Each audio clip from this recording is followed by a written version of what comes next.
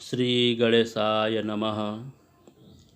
पूर्व के पाठ में आप लोग भाव प्रकाश का मंगलाचरण के बारे में जाना, अर्थात आचार्य ने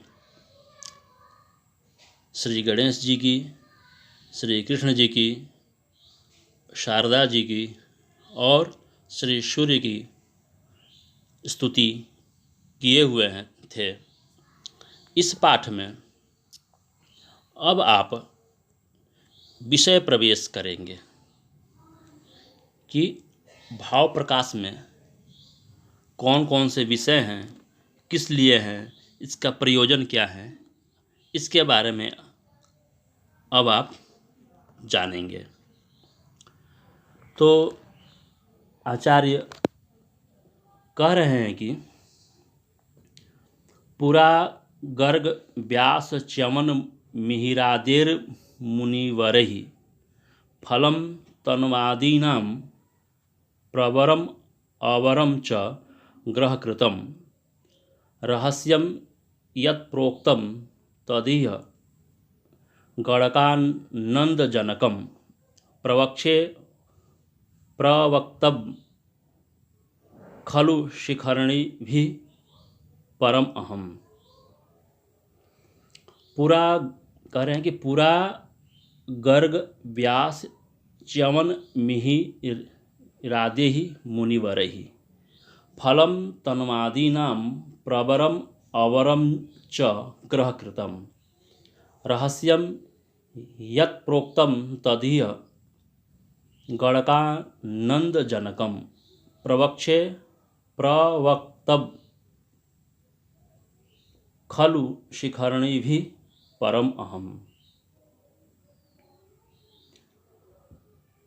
अर्थात कह रहे कि पूरा गर्ग व्यास च्यवन मिहिरादि प्रवरम अवरम मुनिवरहि तन्वादीनां ग्रहकृतं फलम रहस्यं च यत् प्रोक्तं तत् गणकानंदजनकम शिखरणिभिः परम प्रव्यक्तम अहम खलु प्रवक्षे।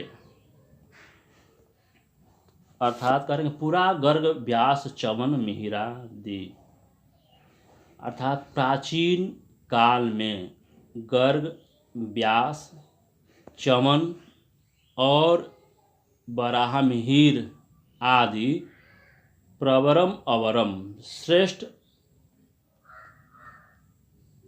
महर्षि गणों ने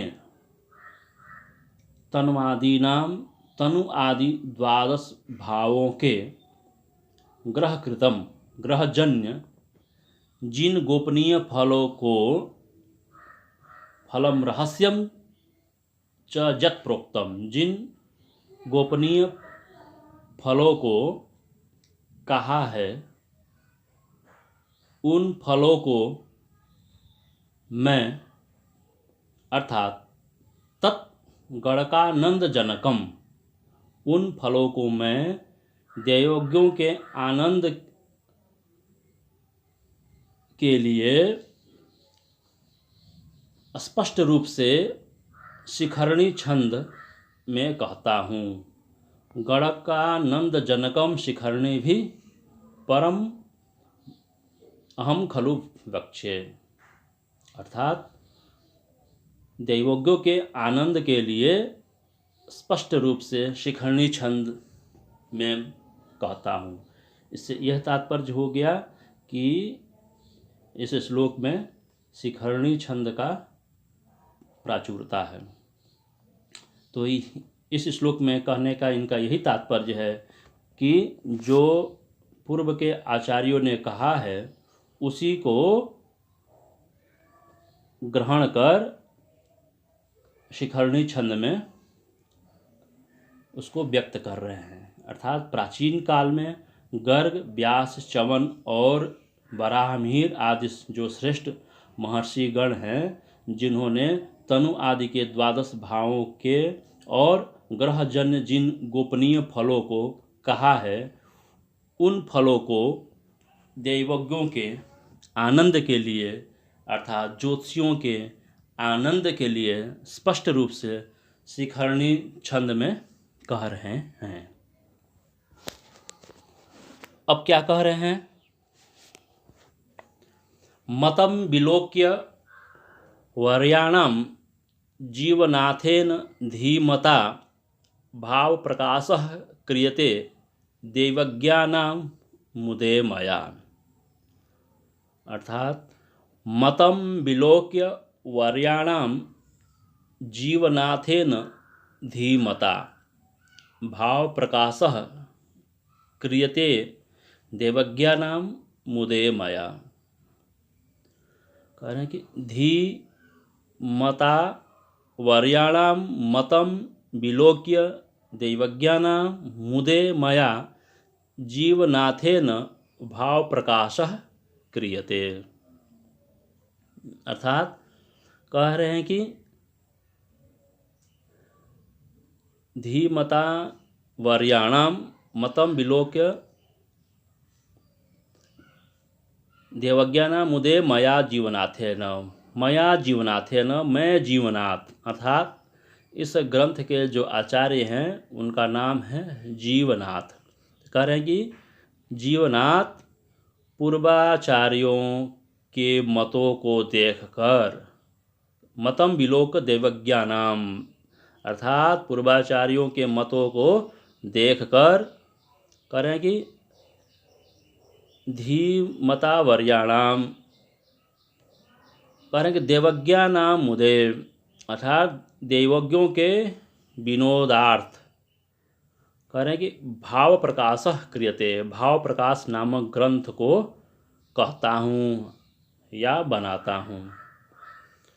यहाँ पर इस श्लोक में पूर्वाचार्यों को मान देते हुए और अपने बारे में अर्थात अपना नाम प्रकाशित करते हुए इस ग्रंथ का नाम बताए हुए हैं। जैसे कि कह रहे हैं कि मैं जीवनाथ पूर्वाचार्यों के मतों को देखकर दैवज्ञों के विनोदार्थ भाव प्रकाश नामक ग्रंथ को बनाता हूँ। तो इस प्रकार से अब आगे कह रहे हैं कि तनुर्धनम ततो भ्राता सुखम पुत्र रिपुस्त्रियः मृत्यु भाग्यम राजलाभौ व्ययो भावः क्रमादि में। अर्थात तनुर्धनम ततो भ्राता सुखम पुत्र रिपुस्त्रियः मृत्युर्भाग्यम राज्यलाभौ व्ययो भावः क्रमादि में। अर्थात तनु धनम ततो भ्राता सुखम पुत्र रिपु स्त्रियः मृत्यु भाग्यः राज्यः लाभः व्ययः इमे भावः क्रमात्। अर्थात इसमें इस श्लोक में जो 12 भाव हैं उनको ये प्रकाशित कर रहे हैं। अर्थात 12 भाव में जो प्रथम भाव है, द्वितीय भाव है, तृतीय भाव है, ऐसे चतुर्थ, ऐसे पंचम, षष्ठ, सप्तम, अष्टम, नवम, दशम, एकादश, द्वादश जो 12 भाव हैं उनके क्रमशः उसको किस किस नाम से पुकारते हैं, किस किस नाम से उस भाव को जानते हैं, इसके लिए उसमें कौन कौन से उनके नाम हैं उनको ये प्रकाशित कर रहे हैं। तो कह रहे हैं कि तनु अर्थात प्रथम भाव को तनु भाव कहते हैं। कह रहे धनम द्वितीय भाव को धन भाव कहते हैं। सहज तृतीय भाव को सहज कह रहे हैं और चतुर्थ भाव को सुख कह रहे हैं। पंचम भाव को पुत्र भाव कह रहे हैं। षष्ठ भाव को शत्रु भाव कह रहे हैं। सप्तम भाव को जया अर्थात स्त्री भाव कह रहे हैं, अष्टम भाव को मृत्यु भाव कह रहे हैं, नवम भाव को भाग्य भाव कह रहे हैं और दसम भाव को राज्य अर्थात कर्म भाव कह रहे हैं, 11 भाव को आय भाव कह रहे हैं और 12वें भाव को व्यय भाव, ये क्रम से कह रहे हैं। तो इस प्रकार से प्रथम से लेकर 12 भाव तक तत्त भावों का जो उनका संज्ञा है उनको ये बता रहे हैं। अर्थात तनु, धन, सहज, सुख, पुत्र, शत्रु, जाया, मृत्यु, भाग्य, राज्य, आय और व्यय, ये क्रम से 12 भावों के संज्ञा हैं। इसी से हम कुंडली में फल का हम विवेचन करते हैं कि प्रथम भाव से हम क्या देखेंगे, दूसरे भाव से क्या देखेंगे, तीसरे भाव से क्या देखेंगे और चौथे भाव से क्या देखेंगे, इत्यादि इत्यादि। तो इस प्रकार से आचार्य ने प्रथम भाव से लेकर 12 भावों की जो संज्ञा है उसके बारे में सुस्पष्ट रूप से बहुत ही सारगर्भित ये इस श्लोक में उसका वर्णन किए हुए हैं। तो आप इस पाठ में पूर्वाचार्यों को सम्मान देते हुए और 12 भावों की जो संज्ञा है उसको आप जानते हुए यहाँ तक आपने अध्ययन किया। धन्यवाद।